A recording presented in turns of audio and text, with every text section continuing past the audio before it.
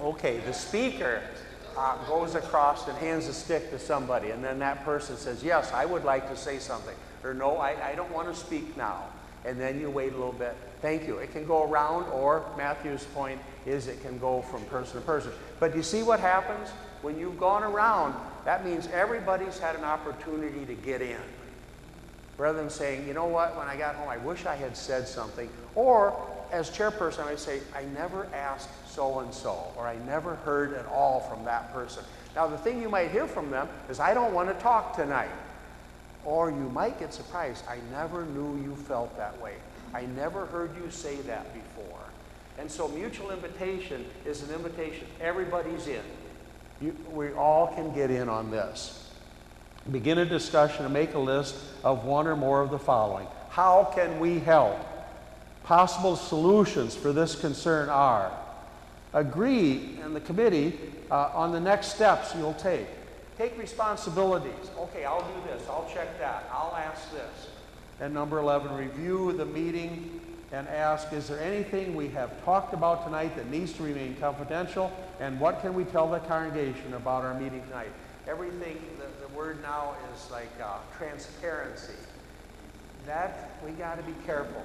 I want to be transparent. I want to be real. I don't want to hide. And Staff Parish says it's difficult balance to be transparent and to be faithful. To be transparent and to be trustworthy. Trustworthy. Trustworthy means I can talk to you honestly, and I can trust you with my heart and soul. Now, be careful. So this is that transparency. What can we tell the congregation, and what can we not? And as congregation, we have to understand that. The Staff Parish has some things that they just have to keep in the house for the good of the church, for the good of the company, and for the good of the ministry. And then there's some things say, we'd like everybody to know that we talked about this. And we'd like everybody to know that we're considering this. You see how delicate that line is? And there again, Staff Parish is praying, and the chairperson, we need to pray for the chairperson and say, Lord, give us wisdom and give us courage for the facing of this hour. Now, I like what it says right across from that page. What page was it? Page 11. Look at what it says right across. We're on the top left-hand side there on page 10. There is not just one way to do this. Each church is a unique and unrepeatable miracle of God and will come to its own conclusions on how to apply the rule of Christ. Take a look at this sample and think about how it might look here. So it's a formula and it's a guideline, and then we have to say, how would we translate that? How would we make it? How could it work here? And do you see what we're doing?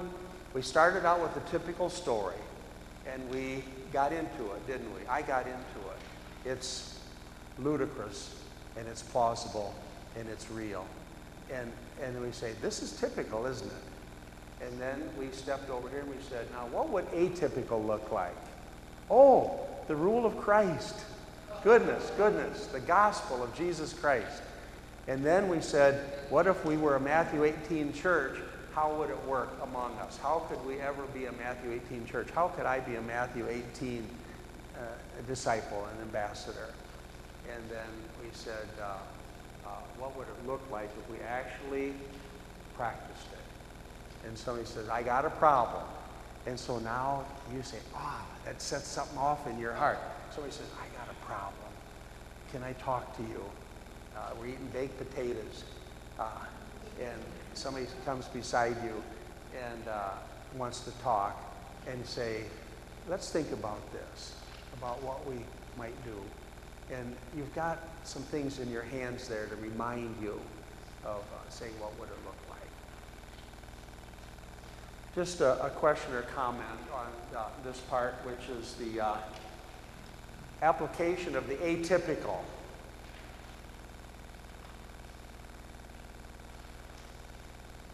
The next piece, and this is the conclusion. When you say, well, the bishop wants us to study the rule of Christ, or to talk about the rule of Christ, the idea is like to buy a program. That was when I came into the ministry in the 70s. There were a lot of programs. Buy a program. It was called MBGO, Management by Goals and Objectives. It was, wow. I mean, it was heavy-duty stuff. I was a young pastor. I was just starting MBG, Management by Goals. And then they added MBG, and that was added. And it was a program for running the church. And I suppose some good things happened, but I also think some not so good things happened because we were thinking about running the church as a business. Running the church as an executive deal.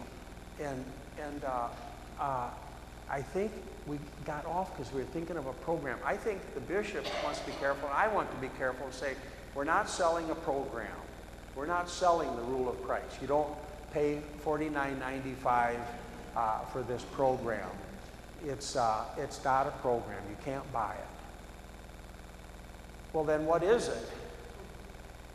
It's the rule of Christ. Have you ever been to a Benedictine monastery or abbey? Have you ever been to? You have. You've been to the one in Lisle, St. Procopius, Benedictine. You see, there's the rule of St. Benedict. And do you remember being at the door there? Do you remember what happened when you came in the door? Can you remember how you came in? That's not a fair question, but one of the things that the Benedictine rule is hospitality. And you talked about it here tonight, and you practiced it here tonight when I came in the door. When you go into the door at St. Procopius, you immediately are confronted with the rule of Benedict. And the rule of Benedict says when someone comes to your door, it might be Jesus. And if it's Jesus, get ready. How are you going to receive Jesus tonight in that door? That's the rule of St. Benedict. And so it's so practical. And they said that the doorkeeper in the Benedictine order is one of the highest levels of the Benedictine order. It's not the super superior, like the top order of St. No. Who is by the door? They're looking for Jesus. And they saw Jesus today. And they welcomed Jesus. See, I'm talking about the difference between a program and a way of life. A program and an order. There's an order sound, order sounds like a lot of rules, and you got to do this and do this. But the order of St. Benedict in Lisle, which is an interesting visit, is a way of living. See, the abbot will interrupt whatever the abbot is doing, and the abbot will be your host because you could be Jesus. And we'd like to have Jesus walk around here and see what's happening. Do you see, I want to talk about the difference between a program. You can't buy the rule of Christ. You can only live it. My friend Terry says you can't, it's not just what am I going to do, but who am I going to be? And the thing that's special about this, Wesley and Matthew and Kate, is the group of people you have here tonight. This is special to have this many persons on a Tuesday night because, see, you are the leaven in the loaf. I love that story. My mom was a wonderful bread baker. My mom's been gone now for about 6 years, but she was great yeast breads, and she took her breads to the Stevens County Fair in Freeport and got blue ribbons on that.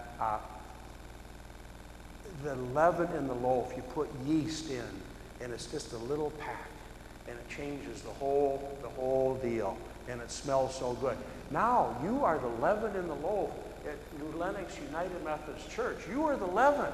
The loaf is going to be different. You are poured in. You are in the mix. It's not just Kate. It's not just your pastors. It's not just staff parish. You are the leaven. Somebody's going to come up to you sometime and say, I got a problem. Because they trust you and they love you and they're going to take a risk. And because you were here tonight, you're going to listen a little differently. Say, oh, okay. And then you're going to listen. Rather than tell somebody what's what, to listen. What is the problem? And they said, what am I going to do? I said, well, here's something you can do. Here's something you can do. I'll pray for you while you pray for it or her or him. Do you see what I mean? You're the leaven in the loaf. This is not a program. This is a way of living. I am so deeply touched by Dietrich Bonhoeffer and his little book called Life Together. You could have a Lenten study in that. I've tried a couple times. It's tough going, but it's about living as very human sinners in holy community and covenant. We are not perfect. We are not saints. We are saints because we're baptized, but we are broken and we have sinned and we've fallen short of the glory of God. And to live together takes something really special. You know what the something special is? It's grace. You know how grace gets revealed? It's through forgiveness and reconciliation. It's a way of living together. That's what the rule of Christ is. And you are the leaven and the loaf. See, I didn't get all that tonight. I don't understand all that. I don't know that second point or that fourth point. That's all right. I don't think you're supposed to get it like that. It's not to be gotten like buying something. It's to be received as a gift, received as a blessing, received as the greatest challenge you ever have, because it might cost you your hand and foot. It could. It could, for the sake of the church. Look at that last part on there. That's what really got me. It said, finally, we just have to say goodbye. And sometimes, we're not going to bring the whole church down because we got this one problem or this one unhappy member or something like that. The church is the church of Jesus Christ and shall prevail till the end of time, despite all of our problems. And so sometimes we just have to say, we have to let it go. We have to let it go. Am I big enough? Is God's grace in me enough to say I let it go? Or am I going to keep record or keep revenge or retaliation? Can I let it go? That last part, say, let it go, and then shake your dust. And so you know of cases where people have had to shake the dust off their feet and walk out that door. Now, you have an idea. Did they do the right thing or not? I mean, sometimes it comes to that. Say, I have to shake the dust off my feet and walk out the door. That's a terrible thing. But the bottom line you've already pointed to, God is still God. And God is still holding us all, even if somebody shook the dust off their feet and had to walk out. We couldn't bring the whole church's ministry down over this one personal thing. You see? It's a way of life. It's a way of living. And we say, Lord, help us to be a Matthew 18 church.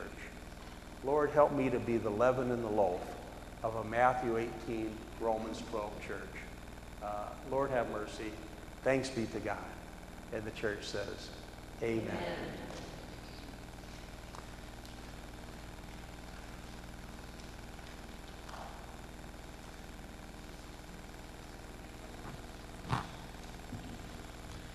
Let us give thanks for Tom and for Tom's ministry here among us this evening.